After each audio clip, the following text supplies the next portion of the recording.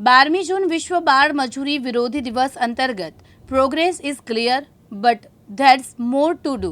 Let's speed up efforts વિષય પર સમાજમાં વધુ જાગૃતિ પસરે અને બાળમજૂરીના દૂષણને અટકાવવાના હેતુથી સુરતની નાયબ શ્રમ આયુક્તની કચેરી તથા સાઉથ ગુજરાત ટેક્સટાઇલ પ્રોસેસિંગ એસોસિએશનના સંયુક્ત ઉપક્રમે પાંડેસરા જીઆઈડીસી ખાતે વિશેષ જાગૃતિ કાર્યક્રમ યોજાયો.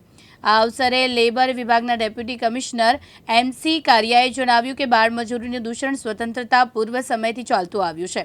આજના સમયમાં બાળમજૂરીના મોટાભાગના કેસોમાં મજૂરી કરતા બાળકો સ્થળાંતર કરનારા શ્રમિકોના સંતાનો હોય છે, જે sari, folding, embroidery, zari work, hotel તેમજ બાંધકામ જેવી જોખમભરી કામગીરીમાં જોડાય છે. આ દૂષણને સંપૂર્ણ રીતે નાબૂદ કરવા માટે રાજ્ય સ્તરે પણ સઘન અને દ્રઢ પ્રયાસો કરવામાં આવી રહ્યા છે.